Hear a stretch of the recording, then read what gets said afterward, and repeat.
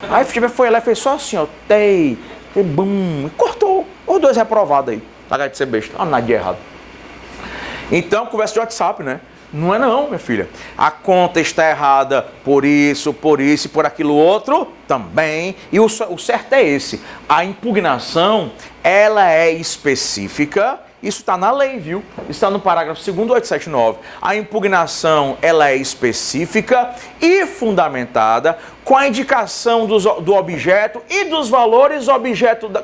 com a indicação dos valores objeto da discordância, sob pena de preclusão. Então, o teu direito de impugnar a conta, ele morre em duas situações. Situação número 1, se você não se manifestar de jeito nenhum. Situação número 2, minha florzinha, se você se manifestar, mas se você se manifestar de forma genérica, já que a lei manda que seja o quê? Específica, tá? Assim acontece com quem também? Com o devedor e com o credor. Tem que se manifestar. Não se manifesta de forma específica fundamentada, perde o direito de impugnar, vai engolir do jeito que está.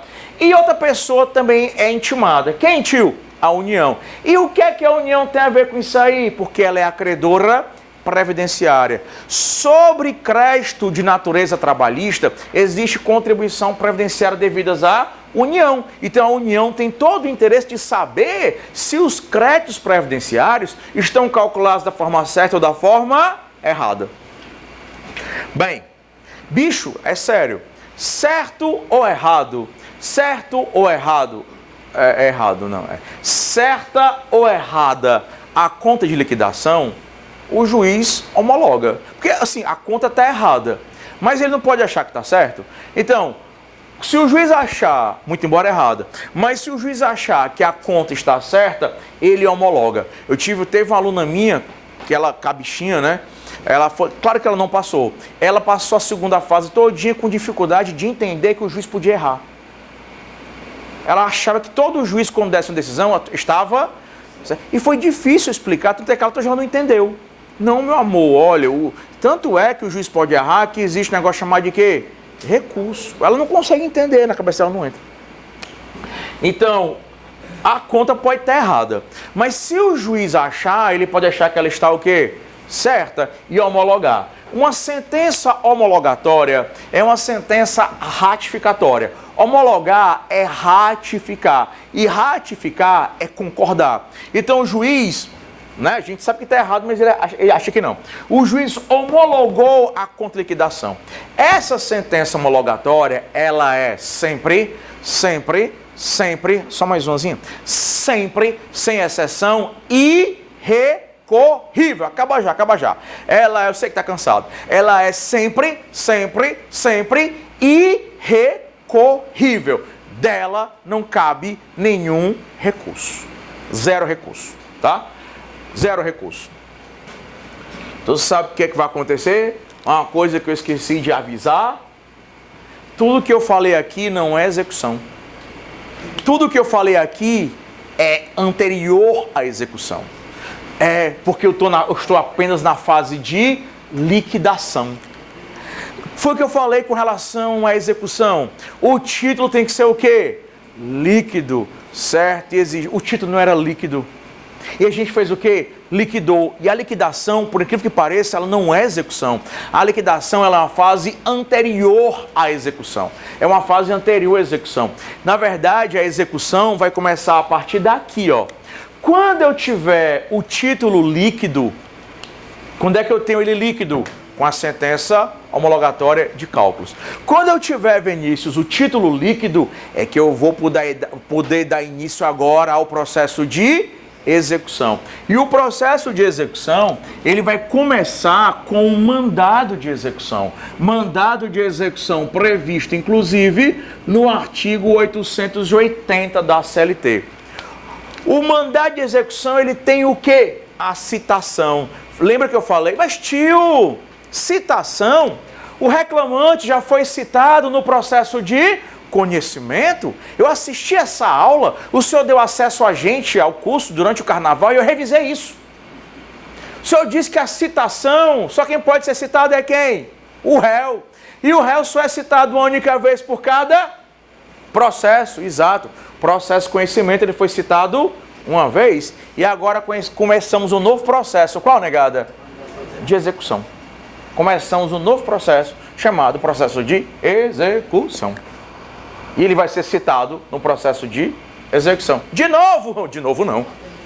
Porque a citação que teve foi no processo de conhecimento. Aqui é um outro processo, nos mesmos autos, mas em um outro processo, execução. Aí você vai ter a citação do devedor, que é feita obrigatoriamente por oficial de justiça, a não ser que ele se esconda, né? Aí se ele se esconder, ele não foi encontrado, se ele for procurado, regra vai que cai, né? Essa é nojenta. Regra do 2 vezes 2 é 4, 4 vezes 2 é 8. Se o devedor procurado por 2 vezes, regra do 2 vezes 2, basta só 2 vezes 2. 48 horas são quantos dias? Basicamente, 2. Procurado por 2 vezes em 2 dias e não foi encontrado. Procurado por 2 vezes em 48 horas e não foi encontrado, aí a citação é por edital, tá? A citação é por edital. É chato, mas é verdade. Regra 2 vezes 2. Procurado por 2 vezes em 2 dias. Ou procurado por 2 vezes, oh meu Deus do céu, né? Em 42 para ver na segunda fase. Procurado por 2 vezes em 48 horas. 2 dias, né? Aí se ele não foi encontrado, aí a citação por edital. Vai a cópia da decisão. Por que vai a cópia da decisão? Que é para ele saber que diabo é que estão cobrando dele, macho. É muito ruim. Ei, como é teu nome, florzinha afrontosa? Qual é? Larissa. Ei, Larissa, tu sabe o que foi que a Imelda falou de ti? Não, o que foi? Não, vou dizer, não, que eu não quero confusão. Ora, não já disse. Deu trabalho, a pessoa fica doida. Ave Maria, fica lá de fica. Não, né? Aí recebe a execução, não sabe nem o que estão cobrando, não. Tem que saber, né? Então, citação, cópia da decisão. Intimação para pagar em 48 horas. Aí não tem graça pagar. Por que não tem graça pagar? Porque se você pagar a execução, acabou-se o que? A confusão. É que se você pagar a execução, aí você paga tudo, aí o processo morre. O bom é fazer o quê? Confusão, aí não, pagou a execução, pagou o principal, pagou juros, correção monetária, ainda pagou o credor previdenciário, que é a União. Se você pagar, tem 48 horas da citação. Para pagar, o processo se acaba, é arquivado. Mas o bom é o que é? A confusão. Ai, adoram confusão. Oh, tu não tem noção. Meu, tu é doido. Papai, desde criança, papai sempre me chamou de Zé Confusão. Todo canto que eu estive, fiquei, fui, eu fiz uma confusão. Não teve exceção. Não, aí eu não quero pagar. Eu quero discutir a execução, porque eu sou o Zé Confusão. Não, aí eu vou para discutir a execução, tá? Chego já naquele negócio. É tua, bastardo, né? Chego naquele negócio lá, Gabriel. Para discutir a execução, regra geral, 99,99999%, para discutir a execução, eu tenho que garantir o juízo. Eu garanto o juízo como? Nomeando bens a penhora, tá? Aí eu vou nomear bens a penhora. Eu tenho que nomear de acordo com aquela regra galega, é contigo? Hã? Não, o 882 faz menção a um artigo, né? Antigamente era o artigo 659.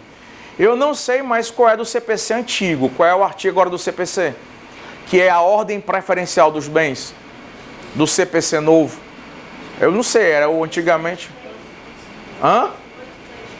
Não sei, amor. Estou perguntando. Lícia Assunção. Anda. Diz pro tio, senão a gente não vai ser sócio da pipoca. Vamos lá. Então vamos. Bom, nós somos nada. Vacilando assim não vai não. Né? Vamos lá. Qual é o artigo do CPC? 833, 835, 835, 835 do CPC, tá? E aí você tem que obedecer aquela ordem preferencial. Antigamente, era engraçado, que agora não tem mais graça essa aula. Antigamente, a ordem preferencial dos bens era tudo aquilo que a mulher mais queria. Era muito fácil, aí hoje mudou. E aí, qual é? Eu não sei, te vira, quem foi a prova é tu. Eu não decorei, tá? Então, vou nem mentir, né? Então, quem vai a prova é tu, te vira, decora lá. Olha, ordem preferencial. Eu sei que a primeira é o quê? dinheiro. Se gosto da mulher não mudou, né? Primeiro é dinheiro. Então, nomeação de bens à penhora, primeiro é dinheiro. Depois eu esqueci o que é, tá? Então você vai ter que nomear dinheiro. Tio, e se eu não nomear, tio, eu nomeei dinheiro? Não.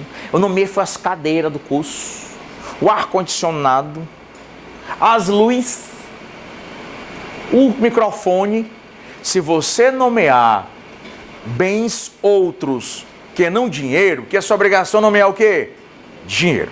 Se você nomear bens outros que não dinheiro, o juiz vai determinar o bloqueio e a penhora da tua conta bancária.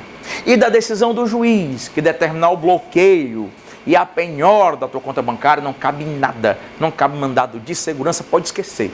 Porque a obrigação que tu tem é de nomear o quê que eu esqueci? Dinheiro, tá? Se você nomear qualquer outro bem que não seja dinheiro, ele tem a Justiça do Trabalho tem um convênio com o Banco Central, através do Bacen-Júdio, o juiz do gabinete dele manda o Banco Central vasculhar em todo o Brasil, onde é que você tem conta. Aí vem a informação, ele tem não sei quantos bilhões de reais na conta do Itaú. Aí o juiz, põe, bloqueia agora essa desgraça, né? Aí bloqueou. E aí, minha filha, mas eu nomeei um carro, nomeei, né, uma Maserati. Isso não interessa se você nomeou uma Maserati, não importa. O que importa é que a ordem preferencial qual é? Dinheiro, né? Então ele vai bloquear sua conta bancária e não vai caber nem mandado de segurança. Agora, se tu for sacana, nem pagou, nem nomeou bens a penhora, vai acontecer a penhora forçada dos bens. Vai um oficial de justiça na tua casa, chácara, fazenda, escritório, no teu curso e vai penhorar tantos bens quantos bastem para garantia do juízo. Antigamente, ajuda aí, né? Era o 649 do CPC. Hoje é o 830 e quanto? Que fala sobre os bens que são impenhoráveis. 832, é? 33 qual é? Nada? Hã? 833 do CPC, que vai tratar dos bens que são impenhoráveis, tá? Aí, respeitando a impenhorabilidade de alguns bens, aí você tem a penhora forçada. Bora pra cá. O meu amigo Gabriel me perguntou, tio, presta atenção, porque essa questão caiu 2 vezes na primeira fase. Não sei se ela vai cair uma terceira. Estou esperando ela direto na segunda fase da OAB, ainda não caiu. Todo OAB eu digo, vai cair, não cai. No dia que cair, vão dizer o quê? Que eu tenho acesso à prova. É desse jeito. Um dia ela cai, um dia nunca cai. Quando cai eu tenho acesso à prova. Exceção de preservatividade. Como lembrou aqui meu amigo Gabriel, a exceção de preservatividade é uma marmota que não tem nem previsão legal. O que é que acontece com a exceção de preservatividade? Via de regra, a exceção, acorda Flor, a exceção de preservatividade, muito comum no direito tributário, né? A exceção de preservatividade, ela é uma invenção do advogado. Geralmente é assim. O advogado, através da exceção de preservatividade, ele aponta um vício no processo de execução capaz de reduzir o processo de execução a cinzas e começar de novo do processo de conhecimento. Vício este apontado pelo advogado na exceção de preservatividade, vício este que o juiz poderia inclusive ter conhecido de ofício. Mão aqui na cintura de ovo e... Ah, viu cinturinha de ovo? Mão na cintura de ovo e... Tio, se o juiz pode conhecer de ofício, por que ele simplesmente precisa ser provocado pelo advogado através da exceção de preservatividade? Entende, bicho, que hoje, né, e nós vivemos ainda, porque nós estamos no começo do governo Bolsonaro, né, nós vivemos ainda um governo de coitadismo. Já disse para vocês, se eu for dar uma palestra e dizer é coitado, empregada coitada, reforma é uma coitada, mata todo mundo. Bravo! Se eu for defender a reforma e dizer que não é bem assim, vai jogar ovo podre, tomate, eu vou sair de lá quase linchado. Então a gente vive numa era de coitadismo. Se você disser que fulano é coitado, você é uma pessoa muito boa. Se você jogar real, você é uma pessoa muito ruim como eu, certo? Sou horrível. Então, Já imaginou o juiz, sozinho no gabinete dele, o juiz...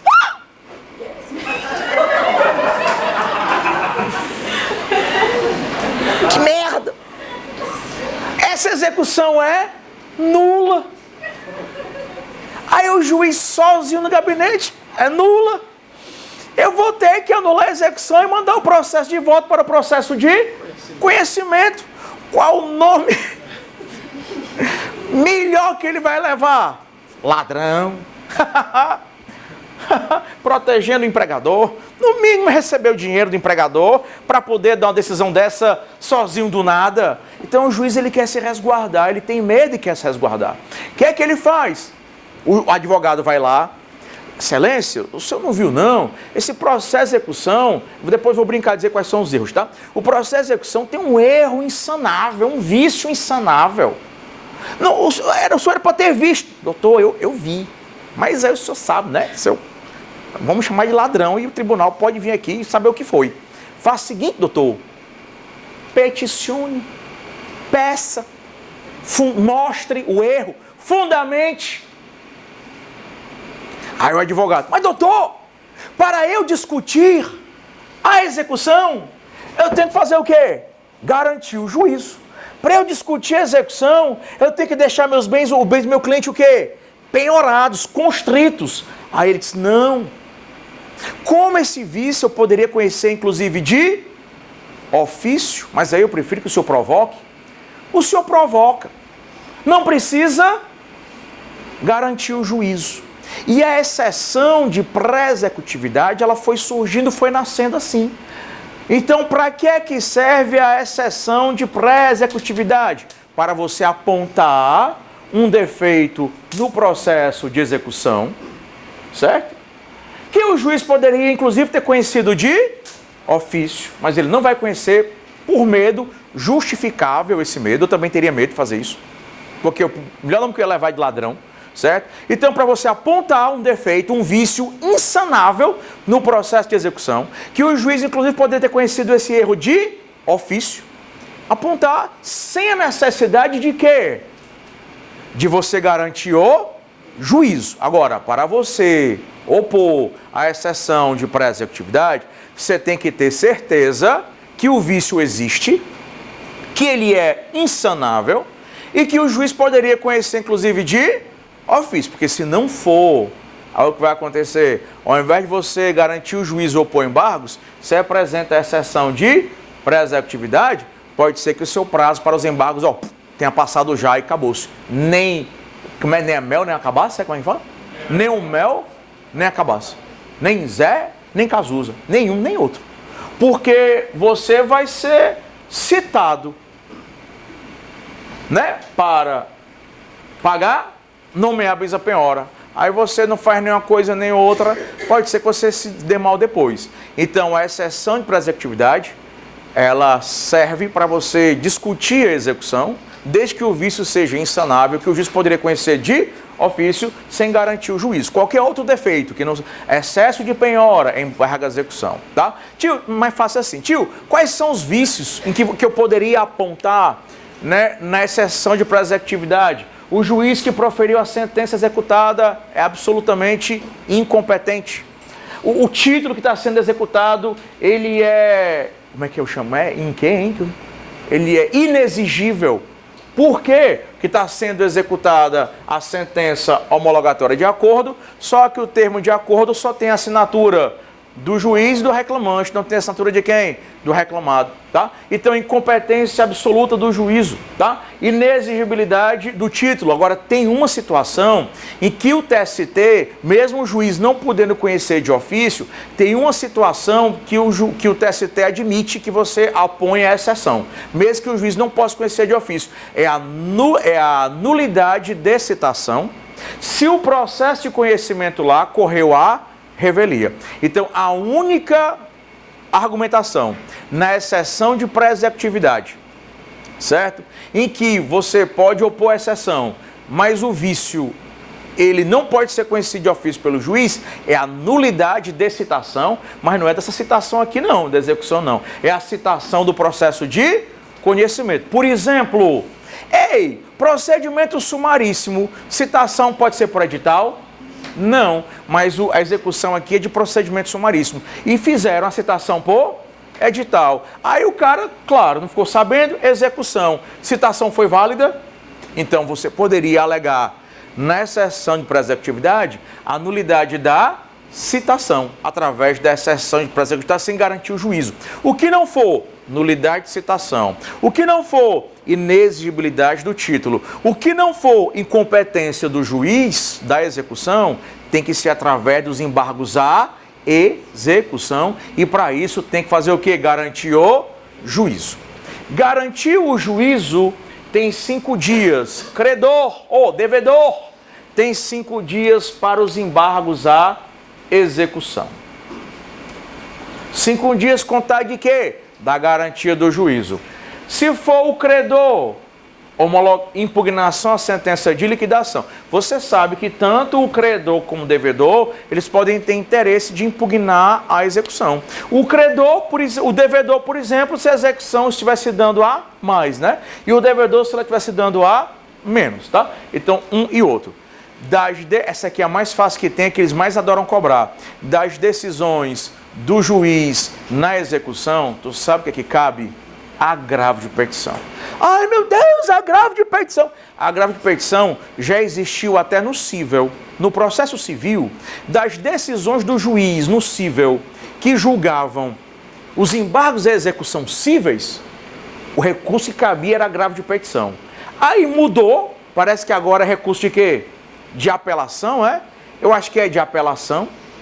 Mudou só o nome, mas o recurso é o mesmo. O processo de trabalho continuou, agravo de petição. Erra não. Das decisões do juiz na execução, cabe o quê? Eu não ouvi, não. Do espirro do juiz na execução, cabe o quê? O pum do juiz na execução, cabe o quê? Agravo de petição. Da decisão do juiz que julgar embargos de execução, cabe o quê? Bora, rapaz. Agravo de petição. Da decisão do juiz que julgar impugnação, assistência e liquidação, cabe o quê? Bora, rapaz, tu vai errar, foi tu beijo, vou mangar de ti, bora. Agravo de petição. Das decisões do juiz que julgarem exceção de pré-executividade, cabe o quê? Agravo de petição. Das decisões... Agora, a execução começa a partir daqui. Porque senão você vai querer dizer que da sentença homologatória cabe o quê? Agravo de petição e não cabe. Porque o agravo de petição só cabe das decisões do juiz na execução. Execução só começa através do mandado, tá? Agravo de petição, prazozinho de 8 dias. É o que eu tenho para falar para você sobre execução no processo de trabalho. O curso de processo de trabalho acabou. Sabe, chefe? O curso de processo de trabalho acabou, tanto presencial quanto online. A gente se vê na segunda fase da UAB, presencial, né, penal, chaquetei, já corta não, presencial, Sidney e Sara, penal, administrativo, o Lucas Martins, né, civil, as professoras Camila Gonçalves, Janaína Sena, né, direito constitucional, presencial e online, com o Cristiano Martins e, é claro, trabalho comigo, o tio Alexandre Teixeira. Até a próxima.